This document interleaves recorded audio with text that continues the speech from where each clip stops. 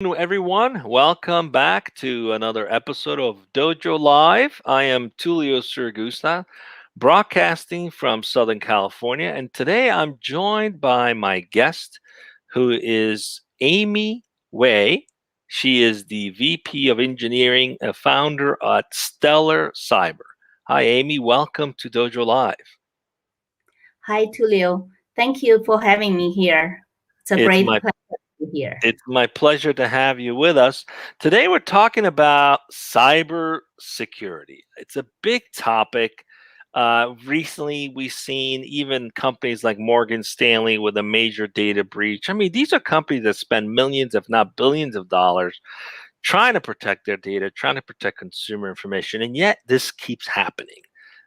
We keep having these issues. And so we're going to talk about it today. Is there a fix all? Is it possible to put an end to these cybersecurity challenges that we're facing? So we're going to talk about that. But before we do, let's get to know our guest a little bit. Amy, please introduce yourself. Tell us a little bit about you. Sure. Yeah, I grew up in a small town in the northern western part of China. So when I was young, I really interested in the science and math. Then when I entered college, I studied computer science. I think what the computer science taught me is mostly problem solving. So I'm really into the problem solving. Then cybersecurity, in my view, is a battle between the offense and the defense. It's ever going battle. It never just stop right there. So it's a very interesting problem for me to work on. I love it. Okay, so your love for math and computer science gave birth to this and realization that you're a problem solver. And this is a big problem to solve. So tell us a little bit about Stellar Cyber. What gave birth to the company? What do you guys do? What is the charter of Stellar Cyber? Sure. So about 5 years ago, I started to think about the challenges that the security industry is facing. Why, as exactly as you mentioned earlier, we invest billions of dollars in the security tools, but we still get breached. Why is that? Is there a different way to solve the problem? I think in the past 20 years, the security industry is mainly on the focusing on the perimeter-based preventive method and also siloed tools. And then in today's world, the environment changed. People move to cloud, the attack surface increased, and make the old paradigms doesn't work anymore. So we need a new way to solve the problem. That's why I founded Stellar Cyber to solve this problem. Great. I want to learn all about it. So the topic that you've chosen today is open XDR and the future of cybersecurity. When X means everything. What did you mean by when X means everything? Great question. So X means everything, meaning it includes all your data sources as the asset. For example, your network, your endpoint, your cloud, your users, everything is protected through this solution. And it's no matter where you are, you may be on premises or maybe in the public, your data is in the public cloud or private cloud. So anything in anywhere you're protected. That's what we try to do. So XDR, that's what the X means. What the D means is detection, and R means response. So no matter where you are, what you have, we quickly detect the attack and respond to stop the attack at the early stage or minimize the damage.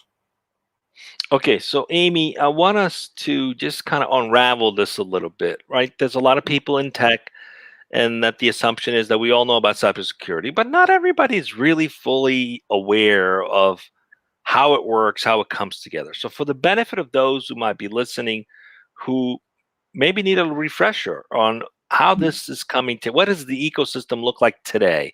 And this will help us understand what's unique about your company as well. Can you just kind of break it down? What are the available solutions now? You mentioned network security, on-prem security. How does it come together today?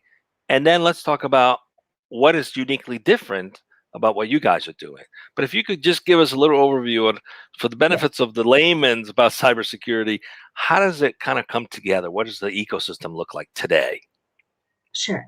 So, for example, people have firewalls to protect their perimeter, and then they have email security, they have endpoint security. So, all of those individual tools spin out thousands of lines of logs per day for each tool. So, human has to go through those to pick up the needle in the haystack, and then Mhm. we can just cannot keep up, and then we miss, right? We miss those. There are so many signals. There's alert fatigue, and then you cannot respond to all of those. And also today, in the modern attack, hackers stay very low. So you need to connect those weak signals and into a stronger signal. So that's what we call it by connecting the dots. Now, you said something interesting about the old paradigm doesn't work. So, in the old paradigm, if we could just kind of explore that a little bit, everybody was working from an office, right? Everybody was on prem for the most part. So, security was limited to where you worked. People didn't take their laptop at home, logged into their own private internet network, and deal with the myriad of different access points that we deal with today. And also, the data has been moved. Not It's not all on prem. It's on the cloud. In some cases, it's on a private cloud and so forth. So that's introduced a lot more complexities, I would think. What I'm hearing Exactly.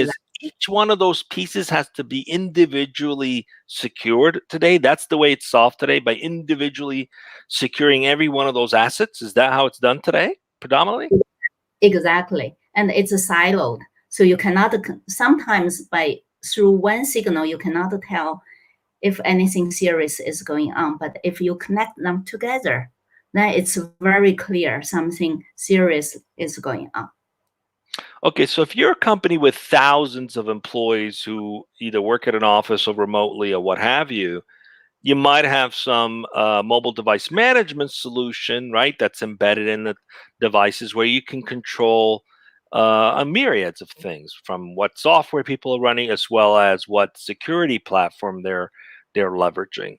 But that's more of a provisioning solution, would you say? Is that versus one that gives sort of centralized control over security? Is there a centralized control over security model similar to that for managing security? How's that done today? So today, I think it's exactly as you mentioned, each one is managed individually. And then you have to look through the logs of each tool or alerts of each tool. It's time consuming and you cannot keep up. So what our idea is, we collect data from all those security tools as well as raw data. And then we pervasively, we have 360 visibility. We collect Mm. the data from all your environment and then normalize them. And then we build detections on top of those. And then the next layer is we correlate those small signals into bigger signals. And then, So yeah, I'm sorry, so, please continue. sorry. The last step is we also built in response functionality. So we work together with existing tools to Okay. respond to the attack. Okay, so rather than a replacement, this is another layer that works in conjunction with existing tools. Is that correct? Or is it a possible replacement as well? Which of the Exactly. It's actually working with existing tools. That's why open. That's why it's called open XDR. Our customers do got it? not have rip and replace. We work with what they have already and improve, provide them overall centralized platform so they can have the 360 visibility and coverage of all their environment then detect any anomalous behavior and stop it immediately. So can we talk about one or two use cases? I'm curious to learn first of all how it gets deployed. Right, you've got thousands of assets, Mhm. very in silos, as you mentioned. How do you go about deploying this layer on top of all these things? Is How do you collect all the various assets so that you can monitor, detect, and then respond, and then trigger a response? You guys have built APIs with multiple security platforms. You do a rigorous implementation process. How does that work? How does that work today? Excellent question. So what we have is we are a software solution. So our software solution can be deployed anywhere. And we collect the data through various approaches. So we have a family of sensors that can monitor your network, can be deployed on your servers, on your endpoint. And we also have connectors that through API pull information through your other security tools from your cloud. We have over 50 connectors to interact with different security products, and that list continues grow. And then we also have log parser, so other security tools can forward their log to our platform, and we'll parse it, normalize it, and do the detection on top. As Excellent. So these are virtual sensors, I'm guessing that get embedded into the various assets. Is that correct? it, they can be virtual, and then they can also be physical Physical boxes sensors. Oh, that interesting. monitor your network traffic. For example, you can mirror your network traffic to our physical sensor, and then we will do the deep packet inspection, analyze your traffic going on in your network, extract out the security relevant metadata information. All right. So earlier we talked about that all these individual silo solutions, they can trigger an alert, but someone actually has to go through the logs and look for these anomalies. That's very time consuming and human intensive in terms of actually being able to keep an eye on enough data points across thousands of different assets. Not a sustainable model for large organizations for sure. So Exactly. what do you guys do? Do you automate that and then sort of spit out the anomaly, the one or two anomalies that come up? How is it different in terms of automating that or simplifying that? How does that work? So we focus on the data normalization, and after the data is cleaned, normalized, correlated, we leverage a lot of the latest advancement in the AI and machine learning. For Okay. example, Hmm. Mhm. Please tell us more. Yeah, that's the key differentiator behind our solution is to bring those most advancement in the AI and machine learning that has been used in other areas like the Google search, right? All those, but it's not being it's being widely used in the social network, but it's not being used in the security industry. So we leverage those latest advancement and apply that to the security issues. That's how we make it automatically connecting the dots. Now, how did you guys come up with that particular solution? Did you have people on the team that came from those industries that you sort of borrowed those ideas and brought them in? I mean, because sometimes we're sort of, we're in an industry, we only see what we see, right? But that's like coming from the ad tech space or the search space. It's a completely different industry, and unless you've been there, how do you bring those ideas into a space that is predominantly always working with its own people, right? You try to attract people that understand your space, and you're limited sometimes to that knowledge. How did you cross that? How did that happen? How did you make that happen? In our team, there are lots of great talents. There are security experts, there are machine learning experts, and what unique about us, we have people who actually know both worlds. So that's a very unique combination. That's rare to find. So we are Yeah, fortunate to absolutely. have those talents on the team. Congratulations. Congratulations. I just think it goes to show how important it is to cross pollinate in various industries. There's things that you can borrow from other industries that will benefit and advance where you are. You know, to think outside the box. You know, is to also think outside your own industry. So congratulations for achieving that. As you make implementations and you put them in place, what are you guys learning working with CISOs and those organizations?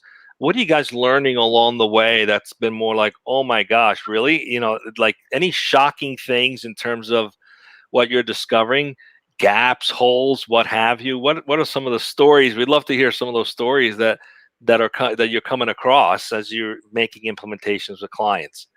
Curious to I learn what's going on out there. Sure. There are two things I would like to share. One is the feature request that coming from our customers keep on coming, that some of them we already have in mind, but we didn't have time to implement yet. And then it's, wow, okay, what we thought they need is indeed what they really need. Another thing is, I remember one of the CIOs, it's also our customer, from our customer, then he said his vision is truly aligned with us, is in today's world, it's almost impossible to prevent the attack from happening without breaking your bank.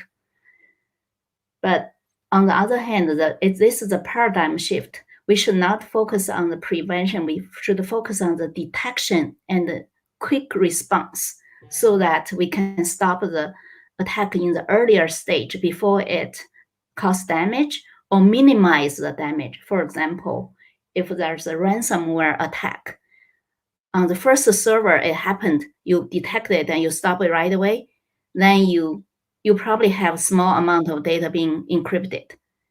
But when it spreads your whole, especially when it spreads to your important asset, that's the biggest loss. So early detection and the response is the key. Okay, so in using AI and machine learning, are there some tools you guys are beginning to invest in that potentially looks at certain patterns, for example, that allows for that early detection?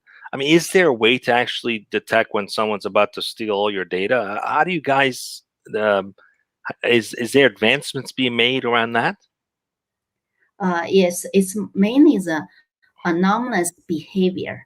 So, for example, last time at the famous sunburst attack, it's almost impossible to detect that attack because it's legitimate way to get in. People just steal the credential and got in. So it will be very hard to detect.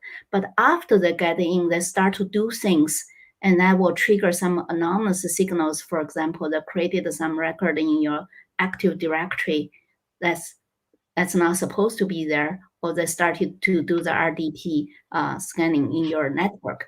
So all those anomalous behaviors that may also happen in the normal environment, but when you connect all them together, then you see the picture. Does that make Excellent. sense? Absolutely. Absolutely.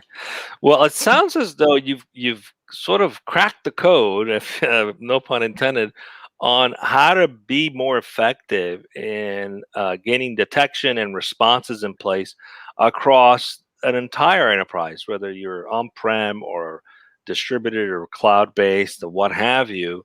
And it works in conjunction with the existing investments. So it's not a rip and replace strategy, which is always a difficult sell, right? I mean, people spend millions of dollars and it's like, I got something that's way better, but it's a rip and replace. So congratulations for meeting people within the environment that they are and enhancing that solution. What's next for you guys as we come up to the next segment of our conversation a little bit? What's next in terms of your product roadmap? What is the sort of end goal of what you're trying to achieve and accomplish? This is a journey. It's not an end. Like connecting the dots, continuously improve our detections, adding more data sources, and increase the accuracy or cover different use cases. We keep on innovating and improving towards this goal. Yeah, so it's Excellent. exciting ahead of us. Yeah, I bet. Let's talk a little bit about the environment, the company itself, the culture. Where are your people based? Are you leveraging folks all over the world? Tell us a little bit about the company itself, the working culture, the day in the life at Stellar Cyber. Sure. So we a group of people. I am very fortunate to be joined by a group of talented, creative, and hardworking people who share the same vision and passion. So I think that's the key why we can innovate fast. We are our R&D are solely based in the Silicon Valley, Santa Clara, Silicon Valley, and we have global presence in the sales and SE support, all those to support our customers. But our headquarters is in Santa Clara, and our R&D center is there. Excellent. So, what markets are you predominantly focusing on? Is there a vertical that you're tackling more of, or is this more of a horizontal play? Tell us a little bit where you're seeing success for now. We are vertical agnostic. So financing, education, retail, service provider, excuse me, all those are our target. So we are horizontal in that case, and we have two types of customers. One is enterprises, another one is MSSP, managed security service provider. Those will use our platform to service more numbers of end customers because we have this multi-tenant feature built in. Smart. So if I get called in, let's say I'm big consulting in the cyberspace, called in to do an audit or what have you. Part of their solution is tying in your platform to enhance the the detection and response. How do you have any special arrangements with those service providers that gives them like access to your back end to do customizations and things of that sort? How tightly integrated are you with those kinds of partners? Those are mainly are there. I think I can give two examples. Those are one is MSSP. Our MSSP customers, they monitor, provide the security service to their end customers using our platform. So they can provide reports, security reports, and also monitor the handling the alerts we created. Our platform raised. Another type is people who do the instance response. They're constantly help organizations to investigate when an incident happens. So they find our platforms super powerful. So they recommend they can provide the service so they to those customers and then monitor for them. All right. So if you're an enterprise and you're trying to improve the security detection and response, definitely Mhm. connect with you guys directly, Stellar Cyber. If you're a managed security services company that's doing it on behalf of an enterprise, definitely a tool to have in their tool belt to provide better solutions to their end clients as well. Definitely. Congratulations for bringing together such an amazing team on both in the security side and also borrowing from other technology sectors to enhance this solution. It sounds as though every company out there should have this. Is this predominantly for larger enterprises or SMBs as well?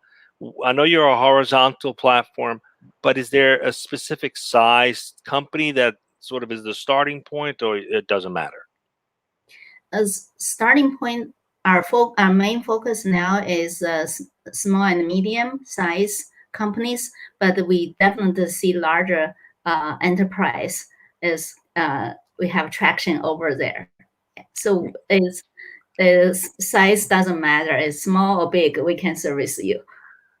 Perfect, but it's the smaller enterprise tend to be a little bit more friendly, I suppose, to working through something that's a little newer than the large companies that have very specific requirements. Is that why you're focusing that direction first, or is it that there's just a market that's not been served very well from cybersecurity companies? I think both points are Got valid it. in this case. For example, the smaller enterprise, they cannot afford to buy various different tools. That's costly, and they don't have enough people to operate those tools.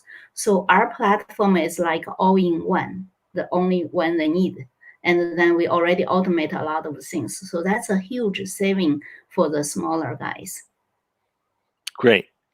Aimei, it's been a pleasure to have you with us. Please just stay with me as we go off the air. Thanks for joining us, everyone. We're back. I know the team took a couple of weeks off for a little R&R.